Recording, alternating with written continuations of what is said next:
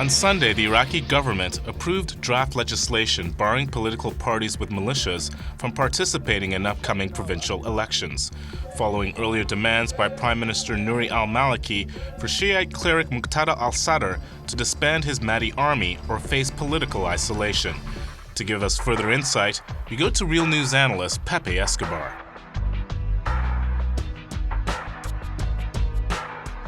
So what's the meaning of this draft law? It's something completely surreal. There are 28 militias in Iraq.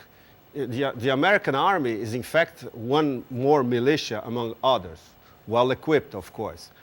The most important militia of them all is the Badr organization. Badr organization is the military arm of the Supreme Islamic Council of Iraq. It's part of the government, religious party, supported by the Americans. So in fact, the al-Maliki government is planning a law that will outlaw part of its own government. So it makes absolutely no sense. The Sadrs are not as important, the Mahdi army is not as important as the Badr organization as a militia. And on top of it, nobody knows if the al-Maliki government will have enough votes to pass this law. Because soon there's going to be summer in Iraq.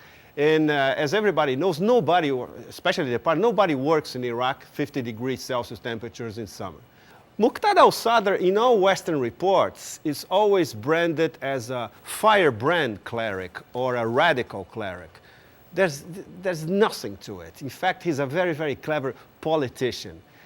He knows that al-Maliki is after him and the Sadrs because the government in Baghdad and the Americans are terrified that the Sadrs are going to win the next provincial elections in October. This also means that the Battle of Basra a few weeks ago, that became Battle of Baghdad as well, is not over. In fact, the encroaching of Sadr city, which is the main area of concentration of the Sadrs, continues. Sadr city is basically a gigantic slum. It could be northern Africa or near the Pakistani tribal areas, with 3 million people. They are poor, they are angry, they are sitting, and they come from all parts of southern Iraq. And now they're being totally strangled. The whole area is being strangled. To get to Sadr city, there are only 2 boulevards from the other parts of Baghdad.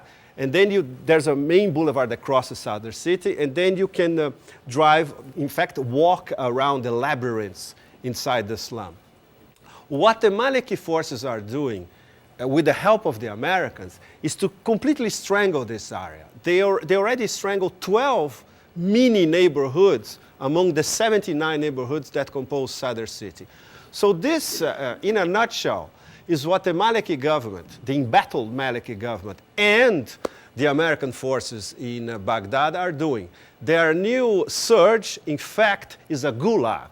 They are trying to transform Sadr city into a 3 million people gulag in the center of Baghdad.